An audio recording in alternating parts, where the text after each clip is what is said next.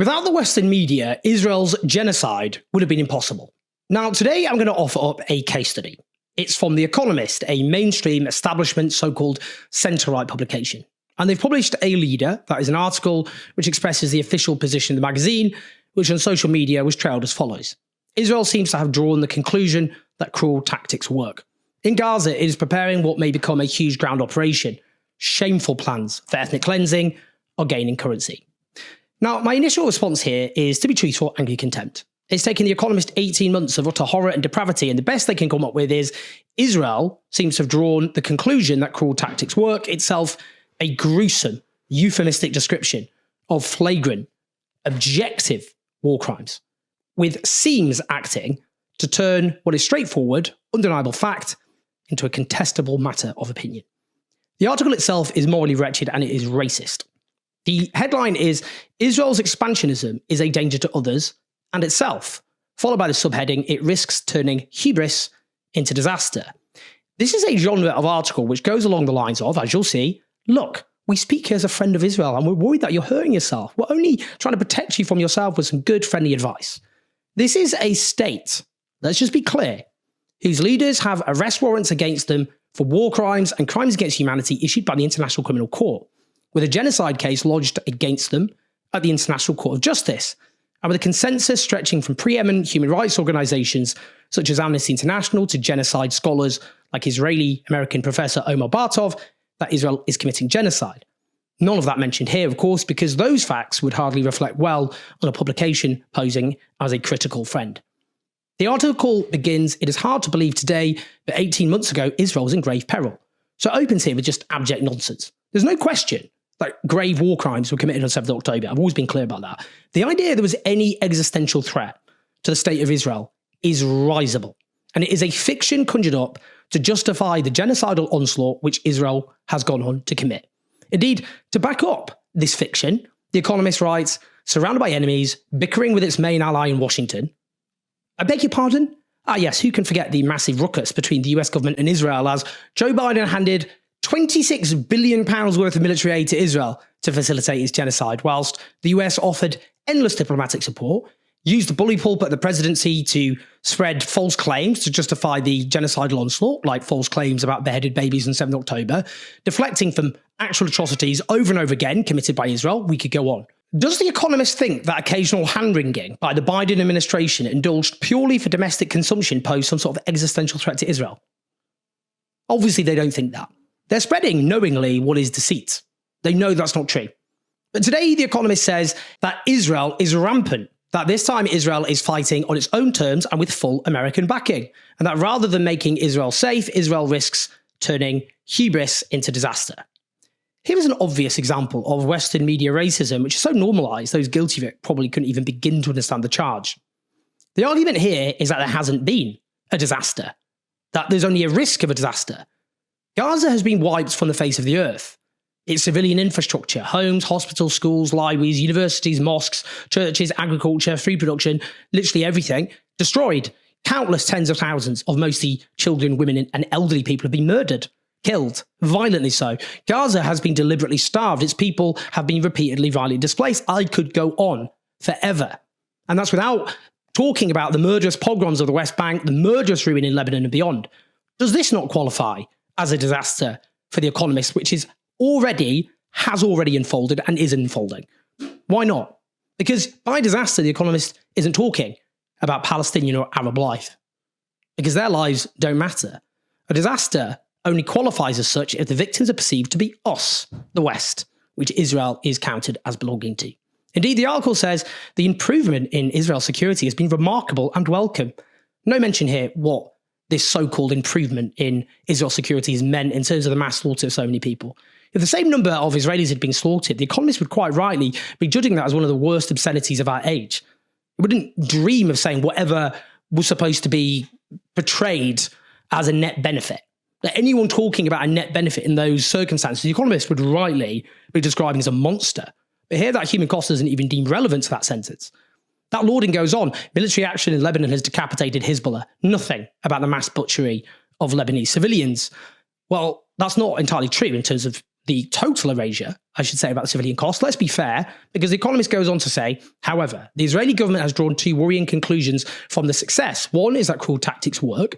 Having killed tens of thousands of civilians in Gaza, it has again withheld aid and shut off basic services in what looks like a violation of international law. Firstly, the mass slaughter of tens of thousands of civilians isn't alluded to there in passing as a crime in of itself, but simply because of the fear that it might set a bad precedent. And that next line, it has again withheld aid and shut off basic services in what looks like a violation of international law.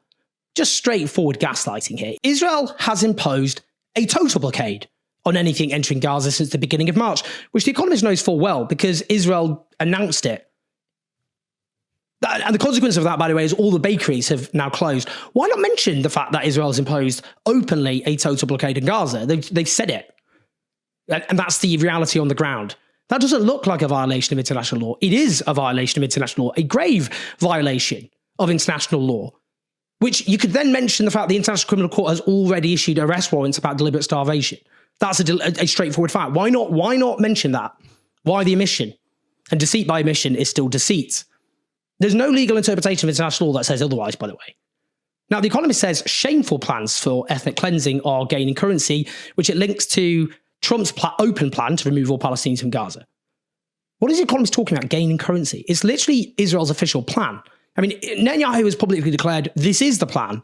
We are not hiding this. Is he supposed to be more explicit? What would it mean to be more explicit? What's he supposed to say? The Economist then discusses what it says is Israel's rapid de facto annexation of the West Bank, expanding Israeli settlements, forcing tens of thousands of Palestinians from their homes and allowing violent settlers to rampage unchecked. None of these described as the literal crimes, of course, that they are, which is, again, just as a fact. It's not a violation of objective journalism to say that. The Economist then discusses Israel's attack on Lebanon, which it doesn't critique because of the war crimes that Israel has committed, not mentioned, but because of a fear that they're counterproductive from Israel's point of view, that it might discredit Lebanese groups who are working to shut Hezbollah out of power. And similarly, The Economist fears attacks on Syria are also counterproductive. And here's the key point from The Economist. It says this is a dangerous path for Israel.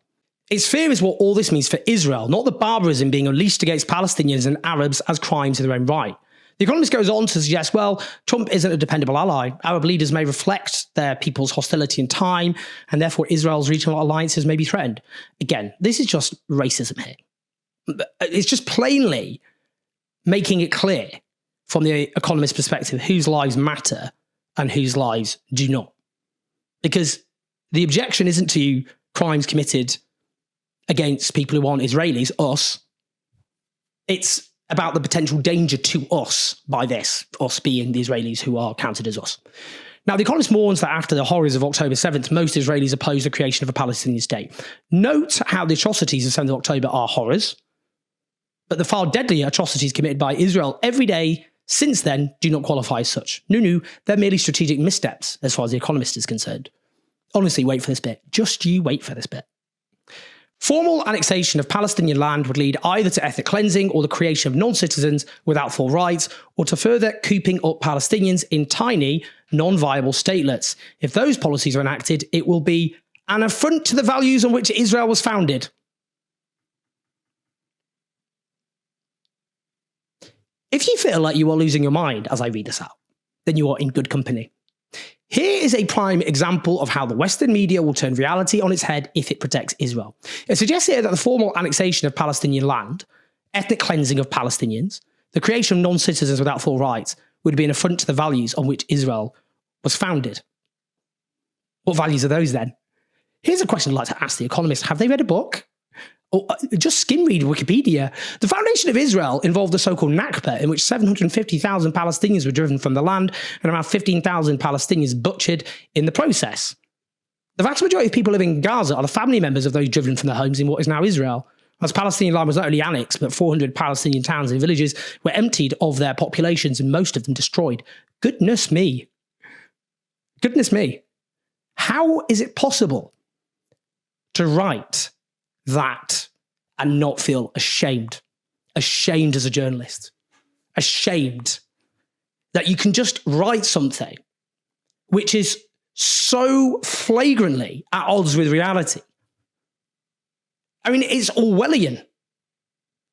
I mean, is it ignorance or is it deceit? Either which, this person should not be in journalism. And given we're talking about the official position of The Economist, not good, is it? The article goes on, overextension may be the most corrosive within Israel. The trauma of October 7th ought to have united Israeli society. Well, I'm sorry to say this, but Israeli society is pretty united according to the polling, with courageous exceptions, and those courageous Israelis will one day be vindicated. But if you look at the polling, in terms of wiping Gaza from the map, starving its people, I mean, around 80% of Jewish Israelis support the removal of Gaza's entire population. Israel's in the grip of genocidal mania. The main division in Israeli society alluded to by The Economist are those who believe the genocide should be paused until the hostages, Israeli hostages, are all returned, Palestinian hostages not mentioned, and those who don't think that. Now, if you believe that Palestinian life isn't of equal worth, or indeed not even worth a fraction of the worth of an Israeli life, then sure, that is a substantial division. But for the rest of us, I'm afraid it isn't. Because Israeli society, because of impunity, has become united in genocidal frenzy. And all the polling bears that out.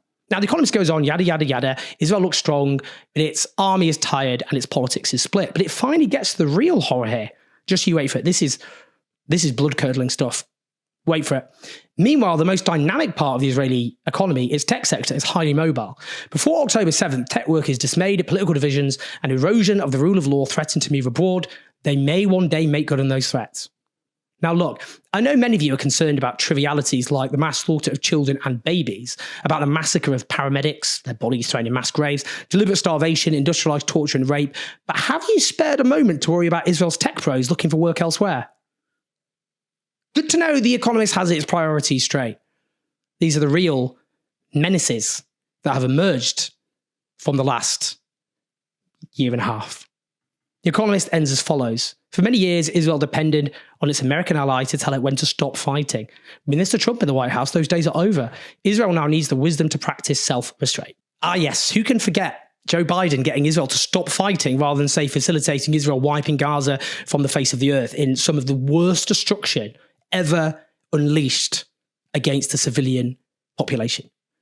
If we're really going there, it was Trump who got Israel to stop fighting when he became president, technically, even if that was only a cynical ruse so the genocide could be continued. So what now, Economist? What The Economist here is suggesting is that a state which has committed some of the most heinous crimes of the 21st century, all facilitated by the West, and specifically the US government under both Biden and Trump, could plausibly show self-restraint when its leaders and officials have made clear their genocidal intent from day one. Statements of genocidal intent that The Economist has overwhelmingly failed to even cover, let alone frame their coverage around, even though it was the most accurate predictor of what Israel would in fact go on to do. Here is a case study of a Western media industry which throughout this genocide has resorted to deceit, to gaslighting, to turning reality on its head, to erasing and whitewashing reality. We could go on. This empty hand-wringing is not The Economist absolving itself of its own complicity. It is deepening its complicity in one of the gravest crimes of our age. Well, we have gathered the receipts, and The Economist, like other Western media outlets, will have to account for what it has done. Please like and subscribe, leave your thoughts and your comments. Help us as we expand our challenge to the pro-genocide media, patreon.com/OwenJones84. Share, get the word out. I'll speak to you in a bit.